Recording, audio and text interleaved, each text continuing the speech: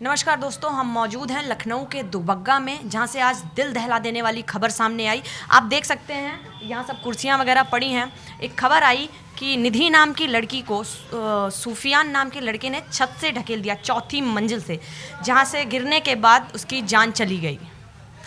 तो चलिए जानते हैं, उनकी फैमिली के पास चलते हैं और जानते हैं कैसे क्या हुआ, क्या किस वजह से ऐसा हुआ। आइए जानते हैं। दीदी की मम्मी हूँ। ये मतलब सिस्टर है, ये निधि की सिस्टर है। उनकी बहन है निधि की।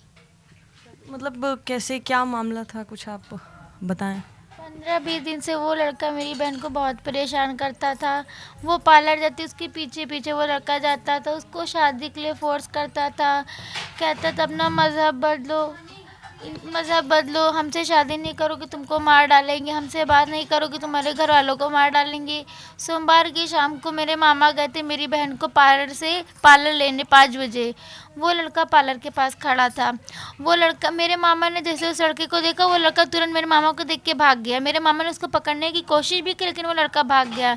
ये सब बात होने के बाद हम लोग ने अपनी बहन को समझाया बुझाया। फिर कल मंगलवार की शाम को 5-5:30 बजे मेरी छोटी बहन गई थी दुकान पे सामान लेने। उस लड़के ने कहा अपने मामा को समझा लो, उनकी गाड़ी में आग लगा देंगे, उनको मार डालेंगे। ये सब बात सुन के मेरी बहन, मैं, मेरे मामा, मेरी मम्मी बस उनके घर शिकायत लेने गए थे कि आप अपने बच्चों को, मेरी बहन कहने लगी कि आप अपने बच्चों को समझाइए, हम समझ आ रहे हैं। या वो उसने, उनकी मम्मी कह रही है इन लोग के बस एक ही रास्ता है कि शादी कर दीजिए। मेरी बहन कभी नहीं इस चीज़ के लिए एग्री थी, ना हमारी फैमिली एग्री थी। वो लोग कितने वक्त से यहाँ पर रह रहे हैं, कब से आप लोग जानते हैं उनको? वो लोग तो मैम 4-5 साल से रह रहे हैं मैम। वो लोग यहीं पहले ब्लॉक में रहते थे। फिर मैम वो लोग लड़ाई झगड़ा करने की वजह से वो लोग मैम इतना बदनाम थे कि लड़का चोरी चकारी मारपीट हर चीज़ से वो लड़का बदनाम था कि यहाँ पे उसको खाली करा। साल भर तो वो लोग बिल्कुल हट गए थे यहाँ से। फिर किसी ने किराए पे उन लोग को रूम दे दिया। 15-20 दिन से उसने मेरी बहन को बहुत टॉर्चर किया था। शादी के लिए फोर्स करना, मज़हब बदलो, से बात नहीं करोगे तुम्हारी फैमिली को मार डालेंगे, तुम्हें मार डालेंगे, ये अपने आप को कुछ कर लेंगे। उसने मेरी मामा को जब मेरे मामा को धमकी दिया, यही शिकायत लेके हम लोग उनकी फैमिली के घर गए। उनके घर की, उस घर में उनके मम्मी थी, उसी जगह उनकी मम्मी थी, उनके पापा थे, उनका बड़ा भाई था, उनकी लड़कियां थी, लेकिन वो लड़का नहीं था। बाद में उस लड़के को फ़ोन करके बुलाया गया। लड़के को जब फ़ोन किया, उनके पापा ने फ़ोन पे इतनी गंदी गंदी गाली देने लगा। कह रहा आ रहे, अभी बता रहे हैं सभी लोगों को। जब वो लड़का आया, मेरी मम्मी ने कहने लगा कहीं गुस्से में उस लड़के ने बहुत गंदी गंदी गाली कहीं, तुम लोग यहाँ आ कैसे गए हैं? उस लड़के ने दी? जी, वो लड़के ने इतनी गंदी गंदी गालियाँ हम लोग को देने लगा। कहने लगा आप लोग, तुम लोग यहाँ कैसे आ गए? आप लोगों ने पुलिस कंप्लेन वगैरह कुछ नहीं की? नहीं किया था मैम, कि मोहल्ले के नाते ये सोचे कि समझा देंगे, समझ जाएंगे। हाँ, वीडियो की धमकी दे रहा था लड़की को कि मेरे पास वीडियो है, मैं वायरल कर दूंगा। उसको बहुत बहुत परेशान किया उसको। तरह तरह की। वो लड़की बहुत बोली भी। करता था, इसी हैरेसमेंट से वो परेशान थी। जब उसने हमको ये बात बताई, तब हम लोग ये सारी बातें उनके घर लेके गए। उनकी मम्मी कहने लगी इन लोग की शादी कर दो, लेकिन इस चीज़ के लिए कभी हम लोग नहीं एग्री थे, ना मेरी बहन एग्री थी। वो लड़का ज़बरदस्ती प्रेशर डालता था कि शादी करो, नहीं करोगी तुमको मार डालेंगे। और इसी हाथापाई में उसने कहा हम तुम्हारे मामा को मारेंगे। उसने कहा तुम मेरे मामा को मारोगे, तुम्हारे दम है? उस लड़के ने फिर वो ऊपर वो लाठी लेने के लिए उसको मारने? वो लड़का भागा छत पे डंडा वंडा लेके, और उसके पीछे मेरी बहन भागी। कुछ भी अब पीछे उसके भागी, उसी हाथापाई में उसने मेरी बहन को, लड़का ऊपर भागा और उसके पीछे बहन गई। तुम्हारी हिम्मत कैसे हुई कि तुम मेरे मामा को मारोगे? उसी हाथापाई में उसने मैम मेरी बहन को ढकेल दिया, क्योंकि मैम मेरी बहन बिल्कुल सुसाइड कर नहीं सकती, कोई उसको कह नहीं सकती। मैम देखिए मेरी बहन, हम तो देखिए हम अपने ससुराल में रहते हैं, मेरी शादी हो चुकी है। मेरी आप कितने भाई बहन हैं आप लोग? मैम हम लोग 4 भाई बहन हैं। बड़ा भाई मेरा हमसे मेरा बड़ा भाई है, फिर हम है, फिर मेरी बहन है जिसकी डेथ हो गई, एक और छोटी बहन है। मम्मी मेरी बाहर काम करती हैं, छोटी बहन पढ़ने जाती, भाई दुकान लगाते। मेरे पापा हैं नहीं, उनकी 10 साल पहले मौत हो गई थी कैंसर से। तो मम्मी हम लोग को कैसे तैसे पालती। अगर उसको कुछ अपने आप ही करना हो तो वो अपने घर में कुछ ना कुछ कर लेती, उसे वहाँ पे कूदने की क्या ज़रूरत है? तो इसी तरह से देखिए उस लड़के ने हाथापाई में उसको ढकेल दिया, और ढकेलने के बाद तुरंत गायब हो गया। जब तक मैम हम लोग अपनी बहन की बॉडी लेके पहुँचे भी नहीं हॉस्पिटल, पूरा उनका घर गायब। सिर्फ उनकी मम्मी और उनकी एक बहन पकड़ी गई है। और फैज़ान वगैरह, सॉरी सूफियान और उसके फादर वगैरह कोई मैम नहीं मिला, कोई मैम नहीं मिला। पुलिस ने बस उनकी हो रही थी मैम, वो सब घर में ही मौजूद थे, लेकिन जैसे वो लड़की छत से गिरी है उसको गिराया है, बस वैसे हम लोग नीचे देखने आए, उतनी देर में सब गायब, कोई भी नहीं था, पूरा घर खाली हो गया, बस केवल माँ पड़ी थी। माँ थी, एक उनकी बेटी थी छोटी, बस। और बाकी उनके पापा भी गायब, मम्मी भी गायब, पापा भी गायब, उनका बड़ा लड़का भी गायब। माँ और बेटी दोनों अभी कस्टडी? जी, माँ और बेटी दोनों कस्टडी में हैं। हम लोगों ने खुद देखा था, दो लोग कस्टडी में हैं।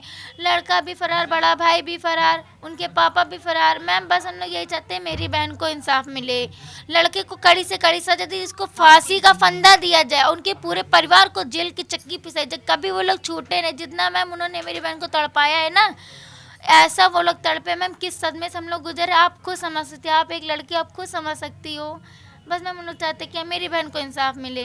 पिछले 4 सालों से वो यहाँ पर रह रहा था, कभी ऐसी कोई बातचीत या कभी उसने छेड़ा हो या परेशान किया हो, कुछ बताया हो निधि ने कुछ? छेड़छाड़ में मैम वो लड़का तो बहुत आगे, कई लड़कियों के चक्कर में को छोड़ो, वो औरतों को भी छेड़ता था यहाँ पे। बहुत बदतमीज लड़का था। कई फोन में हर एक से लड़ाई किया करता था, चोर एक नंबर था। हमारे ब्लॉक में जितने लोग रहते थे सबसे उसकी लड़ाई, इसी वजह से उसको यहाँ से खाली कर दी। साल भर वो लोग यहाँ नहीं थे, फिर पता नहीं क्या मायने में आए, वो लोग यहीं आके बस गए। फिर मेरी बहन उसकी मैम, उसको साल भर मेरी बहन नानी के वहाँ थी। वो लड़का पढ़ाई लिखाई में क्या करता? कुछ नहीं मैम, वो बिल्कुल कुछ भी पढ़ाई नहीं, लेबरगिरी करता था। वो लेबरगिरी करता था, चोरी चकारी से अपना घर चलाता था। कुछ निधि ने बताया कि कितने वक्त से वो उसे परेशान कर रहा था, कितने वक्त से उसे हैरेस कर रहा था, क्या कुछ? 15 दिन से तो फिलहाल हमने सुना था, लेकिन मैम यही तो मेरी बहन की प्रॉब्लम थी, वो हम लोग से कुछ नहीं शेयर करती थी, कुछ भी नहीं। अभी 15-20 दिन से जब उसने शेयर, दिन से वो परेशान कर रहा है, बस इतनी ही बात हम लोग जाने।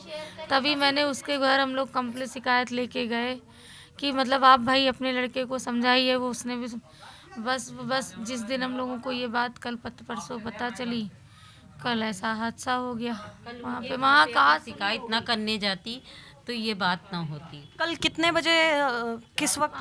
मैम 5-5:30 बजे मेरी मम्मी जाती खाना बना, उसी वक्त हम लोग उनके घर गए थे। मैम ये 5-5:30 बजे से हम लोग उनके घर ही में थे। वो लड़का जब ऊपर गया, पीछे मेरी बहन गई। जब तक मैम हम लोग अपनी बहन को बचाने के लिए पीछे भागे तब तक मेरी बहन मैम नीचे दम तोड़ चुकी थी और पूरा घर गायब। हम लोग अपनी बहन को हॉस्पिटल भी नहीं ले जा सके, तब तक पूरा घर गायब, सिर्फ उनकी माँ, उनकी बेटी थी बस।